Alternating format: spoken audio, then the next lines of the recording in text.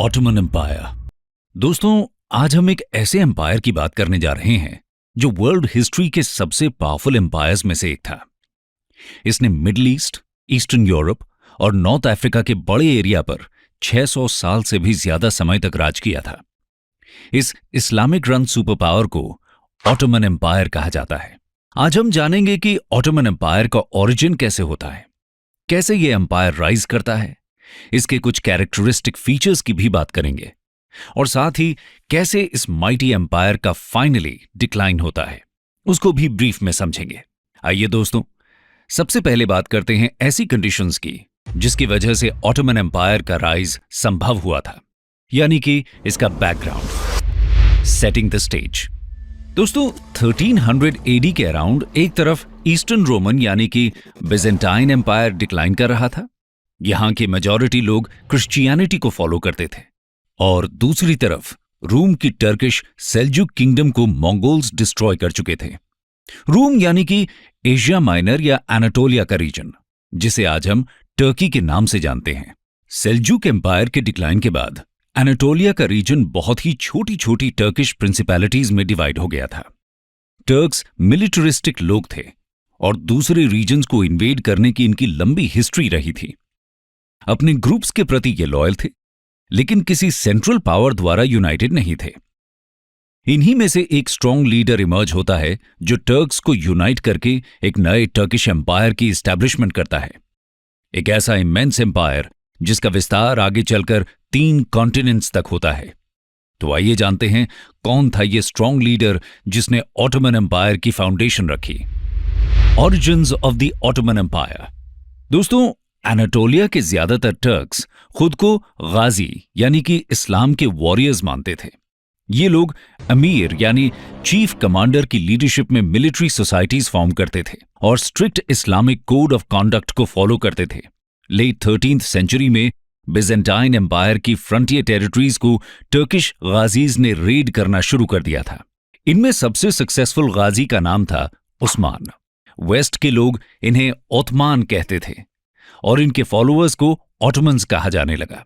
अपनी सक्सेस के दम पर 1300 से 1326 के बीच ओस्मान एनाटोलिया में एक छोटा सा मुस्लिम स्टेट एस्टैब्लिश कर लेते हैं, जो आगे जाकर माइटी ऑटोमन एम्पायर बनता है।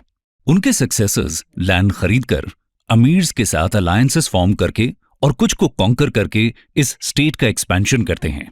ऑटोमन्स की मिलिट्री सक्सेस का बहुत बड़ा श्रेय उनके द्वारा यूज किए गए गन पाउडर को जाता है।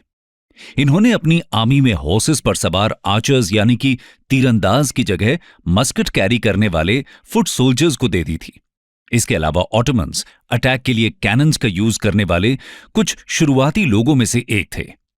हेविली वॉल्ड सिटीज भी इनके अटैक के आगे कमजोर पड़ जाती थीं।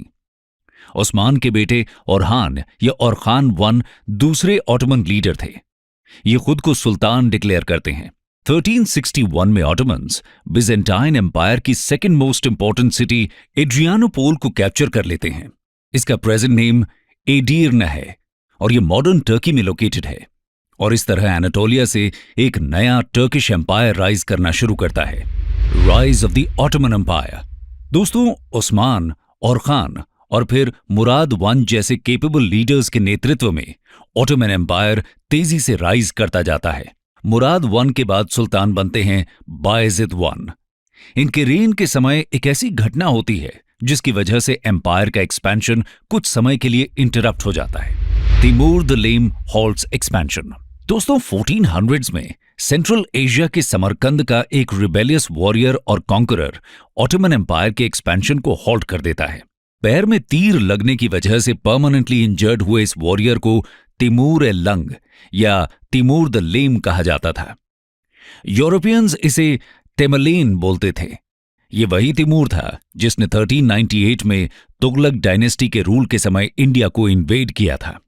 तिमूर ने प्रेजेंट डे इराक में लोकेटेड पावरफुल सिटी बगदाद को पूरी तरह डिस्ट्रॉय कर दिया था और फिर 1402 में बैटल ऑफ अंकारा में इसने ऑटोमन फोर्सेस को बुरी तरह हरा दिया था। इस हार ने कुछ समय के लिए एम्पायर के एक्सपेंशन में रुकावट पैदा कर दी थी, लेकिन दोस्तों, जल्दी ही तिमूर अपनी अटेंशन चाइना की तरफ कर लेता है और ऑटोमन सुल्तान्स फिर से अपनी पावर बिल्ड करने लगते हैं।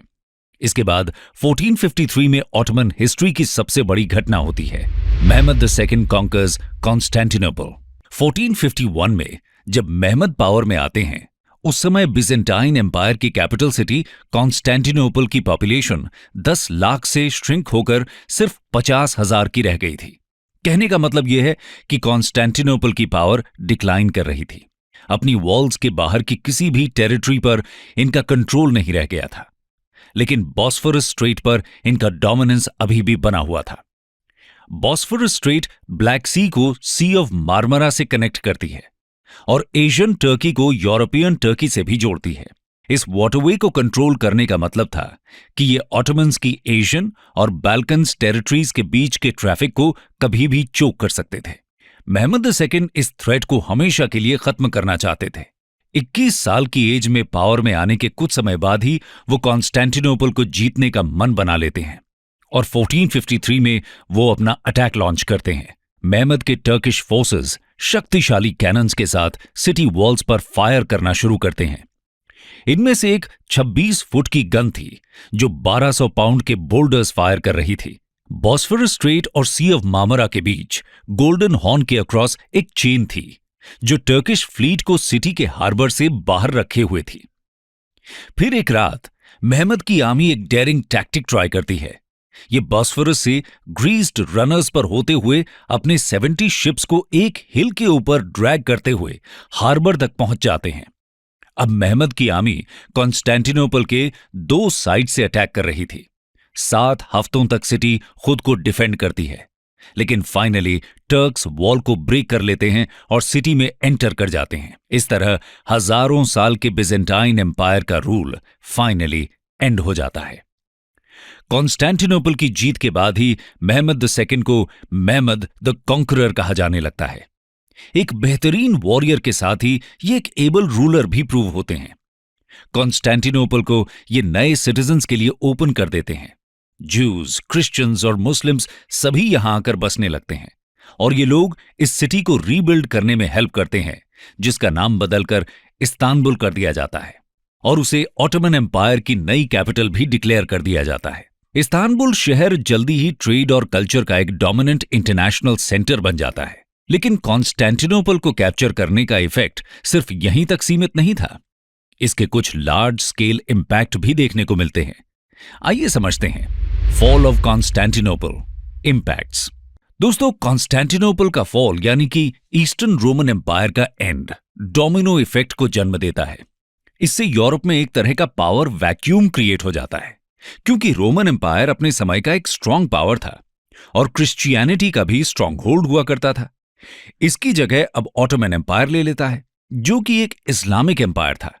इस वजह से यूरोप के क्रिश्चियन नेशंस और ऑटोमन एम्पायर के बीच रिलीजियस वॉर्स भी शुरू हो जाते हैं, जिन्हें क्रूसेड्स कहा जाता है। ऑटोमन एम्पायर सबसे बड़ा इस्लामिक एम्पायर था और इसके सुल्तान को पूरे इस्लामिक वर्ल्ड का स्पिरिचुअल लीडर भी माना जाता था। लेकिन सबसे बड़ा इफेक्ट ट्रेड रूट से रिलेटेड था, क्योंकि ईस्ट को जाने वाले लैंड रूट्स पहले बिजेंटाइन एम्पायर का हिस्सा थे और सालों से इनके थ्रू यूरोपियंस का ट्रेड कांटेक्ट ईस्ट से रहा था और अब ये ऑटोमन्स के कंट्रोल में आ चुके थे। इसलिए European powers alternate trade routes की सर्च शुरू कर देते हैं और फिर बहुत सी फेमस यूरोपियन वॉयजेस होती हैं, जिसमें कोलंबस की अमेरिकन वॉयज और वास्को ड गामा की इंडियन वॉयज भी शामिल थी। और यहीं से यूरोपियन कंट्रीज द्वारा एशिया और अमेरिका में कॉलोनीज का एस्टैब्लिशमेंट भी शुरू होता है। इसके अलावा कॉन्स्टेंटिनोपल के फॉल के बाद ग्रीक स्कॉलर्स यहां से इटली की तरफ माइग्रेट करते हैं और अपने साथ हजारों की संख्या में क्लासिकल ग्रीक और लैटिन टेक्स्ट्स भी ले जाते हैं।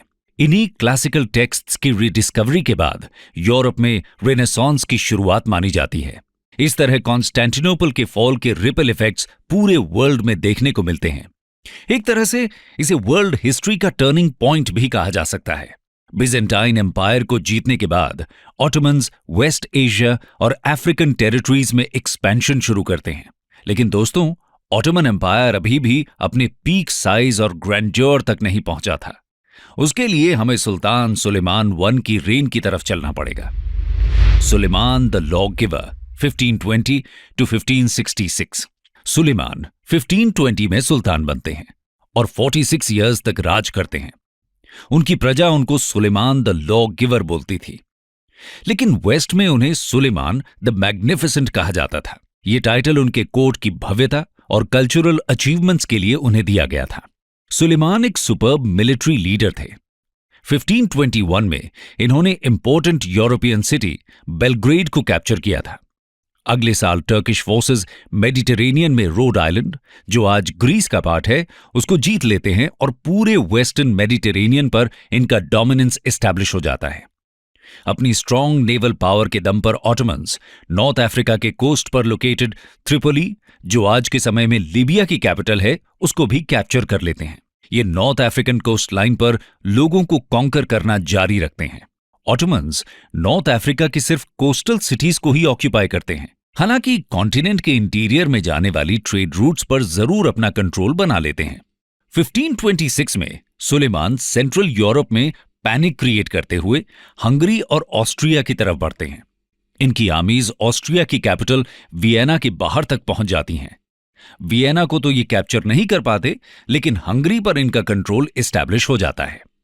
इस तरह इस्तांबुल से राज करते हुए Suleiman central Europeans, North Africans और सेंट्रल एशियंस के साथ वॉर करते हैं। वो अपने समय के सबसे पावरफुल मोनार्क कहे जा सकते हैं। इनके रेन को ऑटोमन हिस्ट्री का गोल्डन पीरियड भी कहा जाता है। दोस्तों, ऑटोमन एम्पायर जब अपनी हाइट पर था तो उसमें Turkey, Greece, Bulgaria, Egypt, Hungary, Macedonia, Romania, Jordan, Palestine, Lebanon, Syria, Arabia का कुछ पार्ट और नॉर्थ अफ्रीका की कोस्टल स्ट्रिप का एक बड़ा रीजन आता था। लेकिन ऑटोमन्स ने इंडिया को कभी इन्वेड नहीं किया। ऐसा क्यों? आइए समझते हैं। Why did the Ottomans never invade India? दोस्तों, इंडिया को इन्वेड करने के लिए ऑटोमन्स को पहले पर्शिया के सफाविद एम्पायर को कैप्चर करना जरूरी था, क्योंकि इंडिया के लिए लैंड रूट यहीं से होकर जाता था। लेकिन सफाविद एम्पायर अपने आप में एक स्ट्रॉन्ग एम्पायर था। ऑटोमन्स ने इनके साथ बहुत सी बैटल्स फाइट की थी, फिर भी वो सफाविद एम्पायर पर अपना कंट्रोल इस्टेब्लिश करने में असफल ही रहे थे। इसलिए इंडिया को लैंड रूट के थ्रू इन्वेड करने का मौका ऑटोमन्स को नहीं मिला था। इसके अलावा सी रूट के थ्रू इन्वेजन बहुत टफ था। लेकिन ऑटोमन्स के कॉन्टैक्ट्स इंडिया के साथ जरूर देखे जा सकते हैं, जैसे कि डेक्कन की बहामनी किंगडम और ऑटोमन्स के बीच एम्बेसी एक्सचेंजेस हुए थे। साथ ही ऑटोमन सब्जेक्ट्स को इंडिया में एम्प्लॉय भी किया जाता था। इन्हें रूमी बोला जाता था और ये आर्टिलरी पर अपनी मास्टरी के लिए फेमस थे। इसके अलावा ऑटोमन्स ने इंडिया के वेस्ट कोस्ट पर अपना इन्फ्लुएंस बनाने की कोशिश भी की थी, क्योंकि वो इंडियन ओशन के थ्रू होने वाले ट्रेड को कंट्रोल करना चाहते थे। इसके लिए उन्होंने वेस्ट इंडियन कोस्ट पर लोकेटेड लोकल इस्लामिक किंगडम्स के साथ अलायंस बनाकर पोर्चुगीज के साथ वॉर भी किया था, जिसमें गुजरात के रूलर बहादुर शाह के साथ अलायंस की कोशिश भी शामिल थी। उस समय इंडियन ओशन पर पोर्चुगीज अपनी नेवल पावर के दम पर कंट्रोल बनाए हुए थे। लेकिन अनफॉर्चुनेटली दोनों के बीच हुई बैटल्स, जैसे कि 1538 में सीज ऑफ द्यू में पोर्चुगीज ऑटोमन्स को हराने में सफल रहते हैं। इंडिया को भले ही ऑटोमन्स इन्वेड न कर पाए हों, लेकिन इसके बावजूद इनका एम्पायर वर्ल्ड के सबसे बड़े एम्पायर्स में से था। इतने बड़े एम्पायर को ऑटोमन सुल्तान्स किस तरह मैनेज करते होंगे? आइए अपने नेक्स्ट सेक्शन में इसको समझते हैं। Highly structured social organisation. दोस्तों, ऑटोमन्स अपने द्वारा कॉन्कर किए लोगों के साथ समझदारी से पेश आते थे। ये जीती हुई टेरिटरीज को सुल्तान द्वारा अपॉइंटेड लोकल ऑफिशियल्स की हेल्प से रूल करते थे और अक्सर पेजेंट्स की लाइव्स को इंप्रूव करने का काम करते थे। सुल्तान सुलेमान के समय जब एम्पायर का साइज बहुत मैसिव हो जाता है, तब उसे एक एफिशिएंट गवर्नमेंट स्ट्रक्चर और सोशल ऑर्गेनाइजेशन की जरूरत होती है। ऑटोमन एम्पायर को वर्केबल सोशल स्ट्रक्चर देना सुलेमान की सबसे बड़ी उपलब्धि कही जा सकती है। इन्होंने क्रिमिनल और सिविल एक्शंस को हैंडल करने के लिए लॉ कोड क्रिएट किया, साथ ही टैक्सेस को भी सिंप्लीफाई किया और लिमिट किया। इसके अलावा गवर्नमेंट ब्यूरोक्रेसी को भी ये रिड्यूस करते हैं और सिस्टमेटाइज करते हैं। इन चेंजेस की वजह से सिटीजन्स की लाइव्स इंप्रूव होती है और सुलेमान लॉ गिवर का टाइटल अर्न करते हैं। सुल्तान के करीब 20,000 पर्सनल स्लेव्स पैलेस ब्यूरोक्रेसी के स्टाफ की तरह काम करते थे। इन स्लेव्स को देवशीर में नाम की पॉलिसी के तहत अक्वायर किया गया था। देवशीर में सिस्टम के अनुसार सुल्तान की आर्मी जीती हुई क्रिश्चियन टेरिटरीज की पॉपुलेशन में से यंग बॉयज को ड्राफ्ट करती थी। आर्मी इन्हें एजुकेशन प्रोवाइड करती थी, इस्लाम में कन्वर्ट करती थी और फिर सोल्जर्स की तरह इन्हें ट्रेन किया जाता था। इन्हीं में से 30,000 सोल्जर्स की एलीट फोर्स को सिर्फ सुल्तान के प्रति लॉयल रहने की ट्रेनिंग दी जाती थी। इस फोर्स को जानिसारीज के नाम से जाना जाता था। अपने सुपर्ब डिसिप्लिन की वजह से ये ऑटोमन वॉर मशीन का हार्ट कहलाते थे। यहां तक कि कई बार क्रिश्चियन फैमिलीज ऑफिशियल्स को ब्राइब करती थीं कि उनके बच्चों को सुल्तान की सर्विस में ले लिया जाए, क्योंकि इनमें से brightest ones high government posts या मिलिट्री पोजीशंस तक पहुंच सकते थे। मुस्लिम होने के नाते ऑटोमन सुल्तान्स इस्लामिक लॉ को फॉलो करते थे। इसी के अकॉर्डिंग ऑटोमन्स दूसरी रिलीजियस कम्युनिटीज, पर्टिकुलरली क्रिश्चियंस और ज्यूज को फ्रीडम ऑफ वर्शिप ग्रांट करते थे। ये इन कम्युनिटीज को मिल्लत्स या नेशन की तरह ट्रीट करते थे। सभी मिल्लत्स को अपने रिलीजियस लॉज और प्रैक्टिसेस को फॉलो करने दिया जाता था। मिल्लत्स के हेड सुल्तान और उनके स्टाफ को रिपोर्ट करते थे। ये सिस्टम वेरियस रिलीजन्स के लोगों के बीच कॉन्फ्लिक्ट को मिनिमम रखने में ऑटोमन्स की हेल्प करता था। सुलेमान द मैग्निफिसेंट के पीरियड में अपनी पीक पर पहुंचने के बाद ऑटोमन एम्पायर का धीरे धीरे डिक्लाइन शुरू हो जाता है। Decline of the Ottoman Empire. दोस्तों, 1600 से ऑटोमन एम्पायर का यूरोप पर से इकोनॉमिक और मिलिट्री डोमिनेंस लूज होना शुरू हो जाता है। इस समय यूरोप रेनेसांस के आइडियाज और फिर इंडस्ट्रियल रेवोल्यूशन की वजह से तेजी से प्रोग्रेस करता है। वहीं दूसरी तरफ ऑटोमन एम्पायर पुअर लीडरशिप की वजह से अपनी ग्लोरी खोना शुरू कर देता है। सुलेमान ने अपने सबसे काबिल बेटे की हत्या कर दी थी और दूसरे को एग्जाइल में भेज दिया था, इसलिए उनके third son Selim the second throne को इनहेरिट करते हैं। लेकिन वो एक इनकॉम्पिटेंट रूलर थे। इसके साथ ही ये कस्टम ये भी बन गया था कि नया सुल्तान अपने सभी भाइयों की हत्या करवा देता था, जिससे उसका कोई राइवल न रहे। इसके अलावा सुल्तान अपने बेटों को भी हैरम में प्रिजनर्स बनाकर रखने लगे थे, जिसकी वजह से इनका एजुकेशन और आउटसाइड वर्ल्ड से कांटेक्ट पूरी तरह खत्म हो जाता था। यह प्रैक्टिस वीक सुल्तान्स की लंबी लाइन का कारण बनती है, जो इवेंचुअली इस माइटी एम्पायर का विनाश कर देते हैं। इसके अलावा अमेरिकाज और इंडिया के साथ ट्रेड कंपटीशन भी ऑटोमन एम्पायर को वीक बनाता है। फिर 1683 में बैटल ऑफ वियना में ऑटोमन टर्क्स की हार हो जाती है। यह हार उनके ऑलरेडी गिरते स्टेटस को और गहरा कर देती है। अगले 100 सालों तक एम्पायर अपनी टेरिटरी के की एरियाज को अलग अलग बैटल्स और वॉर्स में लूज करता रहता है। 1830 में ग्रीस रिवोल्ट के थ्रू ऑटोमन एम्पायर से इंडिपेंडेंट हो जाता है और 1878 में कांग्रेस ऑफ बर्लिन के दौरान रोमानिया, सर्बिया और बल्गेरिया भी इंडिपेंडेंट हो जाते हैं। इसके बाद 1912 और 1913 में हुए बाल्कन वॉर्स के दौरान ऑटोमन एम्पायर यूरोप की लगभग अपनी सभी टेरिटरीज को खो देता है। अब सिर्फ ऑटोमन एम्पायर का फॉर्मल एंड होना बाकी था। इसकी ग्लोरी तो पूरी तरह खत्म हो ही चुकी थी। When did the Ottoman Empire fall? दोस्तों, वर्ल्ड वॉर 1 शुरू होने के समय ऑटोमन एम्पायर ऑलरेडी डिक्लाइन कर रहा था और ऐसे में ऑटोमन आर्मी 1914 में सेंट्रल पावर्स यानी कि जर्मनी और ऑस्ट्रिया हंगरी की साइड से वॉर में एंटर करती हैं। अक्टूबर 1918 में एलाइड पावर की आर्मीज के हाथों इसको डिफीट मिलती है।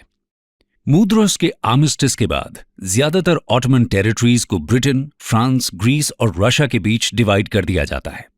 ऑटोमन एम्पायर ऑफिशियली 1922 में एंड होता है, जब ऑटोमन सुल्तान का टाइटल ही एलिमिनेट कर दिया जाता है।